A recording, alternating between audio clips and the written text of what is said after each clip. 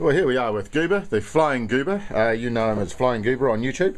We're here today to look at my model, the BF 109 from Parkzone. Yep. Substantial changes here. We might as well start at the front. Help me out when I say the wrong thing, Greg, but as you can see, we've changed the prop from the standard 3-blade prop to the 2-blade prop. We have the Tyranny 35 bloody big bugger off modelled 3542, I think. 3542 apparently. We've done some preliminary tests on it, and holding it you know, gingerly and at half throttle, it's starting to go vertical, so I think we're going to get the desired performance. Moving back from there, we've gone into the 30 amp, the 60 amp speed controller with the Beck system in there. I'm running the 245s at the moment, although I've upgraded that to the Turnigies. What are they? No, the 245. I think it's still 245. It might be 245. Reading all the things on the web there, they're the way to go.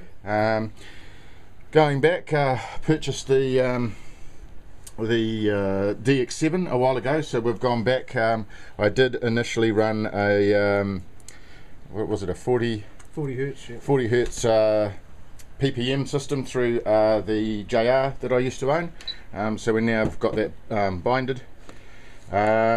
We've done a substantial other things too. We've just completed, as you can see, the flaps, which is an optional extra with the BF, and we've just installed the servo slow there, and as you can see, and that might be a better view. Yep, they work instead of just the normal on-off sort of speed that the servos run at. It runs at that slow speed. We've been able to adjust that to a speed that we think is sort of in proportion to the model. What else have we done? We've put on the lights, as you can see. They're just little LED lights, and what we found initially when flying the model is that it was extremely hard to get orientation, and sometimes we found we were flying upside down and not realizing it. So we put in the white LEDs on the bottom. As you can see, we've only just finished putting in the flaps, so the wires are bare there. And as you can see, we've trunked all the wiring. I'll bring that back so it's in focus a bit. All the wiring for the lights that come through here over the strengthener that they've put in the wing, and then just fed them along the line that is standardly in there for the servos. The wheels there, these are actually the standard wheel mounts, although we've changed the wheels to smaller because they were just the ones that come standard are huge, and as you can see, we've bent this forward and out, so yeah, in that angle you can see that they're quite considerably wider and forward of the standard position. We found that we're getting no nose overs even on really good landings that we're getting, so and very little stability when going to take off.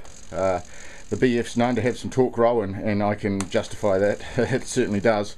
And we were finding that the narrow standard stance of the wheels were just a trouble. What else have we done there? We're planning on trying to help with the torque roll, particularly not as the plane is actually taxiing, but once it lifts into the air, they usually hook over to the left a little bit. So we're going to try and experiment by putting a plane gyro in it to actually automatically bring that back. It is a bit of an experiment. Just plug it in. It wasn't a big while I carry on with the talking, we found that just the standard connection here in the rear wing was not really up to standard. So as you can see, we've got some extra tape, but I've actually ended up gluing them there as well, because there was considerable movement in the tail, and we were finding that it was pretty sluggish in the air. So yep, we just adjusted that a bit. As you can see, we've also taken off what were the ducts. I don't know what they the air cooling, I think it might have been the radiator ducts, maybe for the guns in the original model, in the real model. We're finding that it just didn't look streamlined, so I've taken those off and just replaced it with a bit of silver duct tape, as you can see there. Okay, we're almost ready to go with this gyro. You need to sort of hold that still. If you can hold that with the other arm, like so, I believe. There we go. So as you can see, it didn't take much to plug that in. If you give that a wobble. Yeah, there you go. And as you can see, the wiggling of the gyro there, and it just self-corrects. So we did find initially that by plugging it in this way, it actually was 180 degrees out, so in fact it was making the problem worse. So you just rotate it like Goober's doing there to the upside down position, and that reverses the gyro's effect, and that now works in the correct manner. The ailerons are actually working in the correct direction to compensate for the movement. So this is something that we're certainly experimenting with. Yeah. It might end in tears, or it might not, and really help this, once she gets airborne. Always into experimenting on things, so yeah, quite looking forward to it actually. Yep, it's gained a bit of weight over the total time. We've added nigh on 200 grams, but with the extra horsepower up front, and we found there was a real limited range of three-bladed props available on the market. So we've gone to that, and it's just paying dividends. We go out and fly it in the next week or so, and I don't have any problem in thinking that we've counteracted the weight with more grunt. Apart from that, well, we're hoping to get a bit more lift by cutting those air coolers, the water air coolers, cooler, the radiator, whatever you want to call it on the bottom. By cutting them off, we've reprofiled the wing to how wings should normally be. So we're expecting a little bit more lift from the wing, so hopefully that will go to compensate the 200 grams that we've added to it. As you can see, the air duct used to be here, it was proud, perhaps 7 millimeters, and then went down. If you sawed through the wing, the cross section with that in place was not really one that you'd expect a wing to be, and probably isn't very lift inducing. So by cutting them off, we're hoping to increase lift, compensate for the 200 grams we put on it. Yeah. Yep. And also with the smaller wheels as well, we're expecting a little better aerodynamics. A little less drag.